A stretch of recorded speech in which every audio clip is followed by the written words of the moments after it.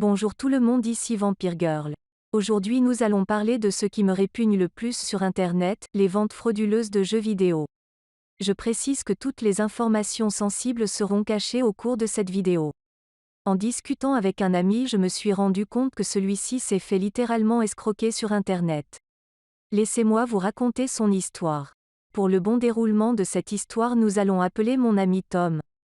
Tom est un jeune garçon qui aime bien les jeux vidéo et qui de temps en temps aime bien agrandir sa bibliothèque de jeux vidéo.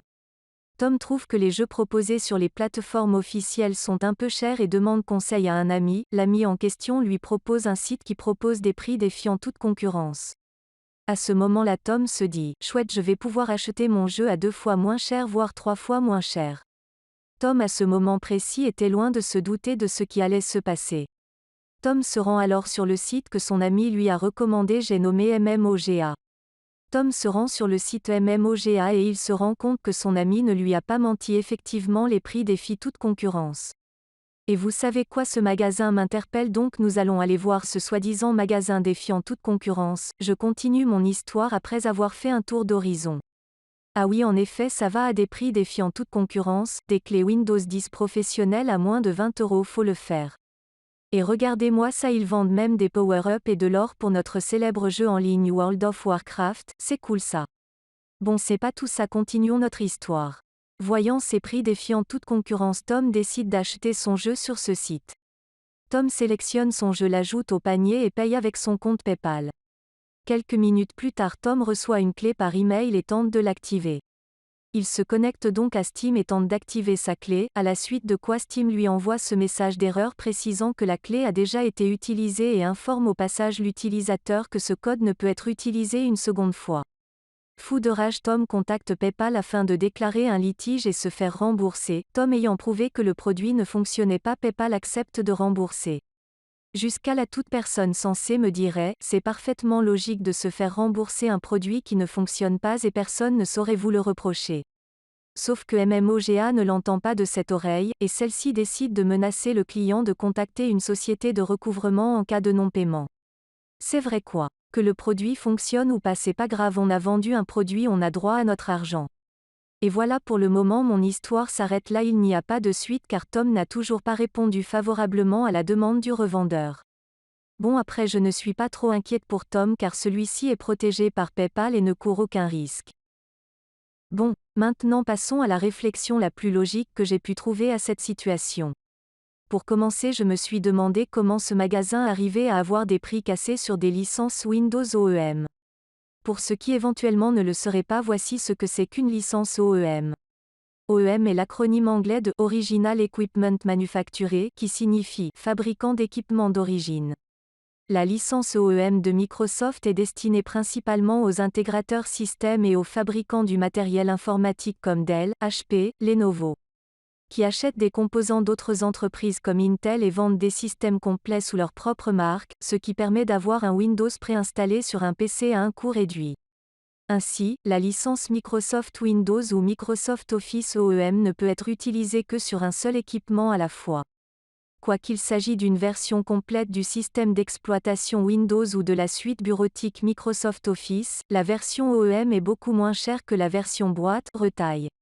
La principale raison de cette différence de prix est expliquée notamment par le fait que la version OEM est généralement destinée aux fabricants du matériel informatique, assembleurs et intégrateurs système et non pas aux particuliers. Par conséquent, d'un point de vue fonctionnalité, la version OEM est strictement identique à la version boîte. Sachant cela, comment le revendeur a-t-il acquis des licences OEM, vu qu'à la base ce type de licences ne sont réservées qu'à des constructeurs dans les grandes lignes? Sauf preuve du contraire, ce site MMOGA n'est en aucun cas une marque d'ordinateur mais un simple revendeur avec une boutique en ligne. Donc déjà le fait qu'ils vendent des licences Windows OEM ne colle absolument pas avec leur statut. Ensuite, en ce qui concerne la revente de power-up pour le jeu World of Warcraft, il me semble que faire l'acquisition de boosts ou bien de pièces d'or pour World of Warcraft en dehors des plateformes officielles de Blizzard Entertainment est illégal. Ce que nous pouvons en conclure rien qu'en regardant la première page, c'est que déjà certaines offres paraissent bel et bien suspectes vu leur nature. Ensuite, d'un point de vue législation, je n'ai pas réussi à prouver que acheter des clés sur ce site est légal, donc n'ayant pu prouver que le revendeur était authentique, je considère que la provenance des clés est obscure. Pour finir, revenons plus en détail sur l'achat qu'a fait mon ami Tom sur le site MMOGA. Sur les emails que mon ami a reçus de ce revendeur, on peut lire qu'il a acheté Euro Truck Simulator 2 Complete Edition. Je me suis donc rendu sur le site officiel de Euro Truck Simulator 2. Sur le site officiel, comme le démontre la capture d'écran, on nous propose d'acheter des clés Steam pour le jeu, mais le site officiel ne propose pas d'édition complète. Là déjà c'est pas bon du tout.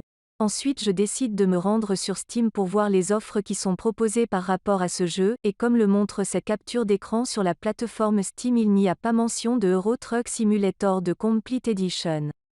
Donc l'édition vendue soi-disant par ce revendeur n'existe tout simplement pas, car si tel était le cas, cette édition serait au moins mentionnée sur le site officiel. Je voudrais également revenir sur les menaces proférées par MMOGA. Dans cet email, le revendeur explique qu'il y a des frais de dossier à payer et que si mon ami ne paye pas les frais de dossier plus le prix du jeu qui s'élève en tout à 40 €, MMOGA fera alors appel à une société de recouvrement pour récupérer son argent. Pour ceux qui ne sont pas au courant, voici ce que c'est qu'une société de recouvrement. Une société de recouvrement se place traditionnellement entre un client débiteur et une entreprise créancière. Cette dernière fait appel au service de ce tiers spécialisé pour obtenir le paiement de la créance contractée par un client mauvais payeur ou qui se retrouve dans l'impossibilité d'honorer ce versement. Pour encadrer la procédure de recouvrement, qui est bien souvent nécessaire pour une entreprise qui peut se retrouver en difficulté de trésorerie par exemple, un contrat est signé entre la société et le tiers qui se retrouve chargé du recouvrement des créances.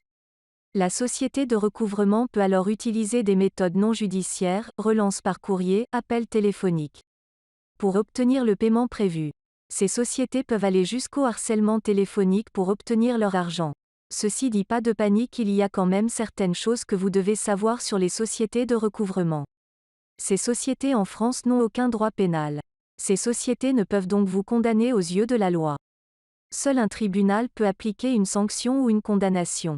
La seule chose que ces sociétés de recouvrement peuvent faire sans risque, c'est vous faire peur pour vous forcer à payer, ou encore utiliser la méthode du harcèlement téléphonique pour encore une fois vous forcer à payer. Résumons la situation. Au cours de cette vidéo, nous avons pu constater que le revendeur vendait des produits qui n'existent pas. Il est également raisonnable de supposer que les clés Windows vendues par le revendeur sont des clés volées ou factices.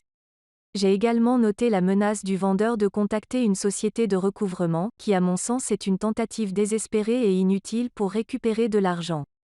Conclusion, il est toujours bon de vérifier l'authenticité d'une boutique en ligne ainsi que de vérifier sa réputation.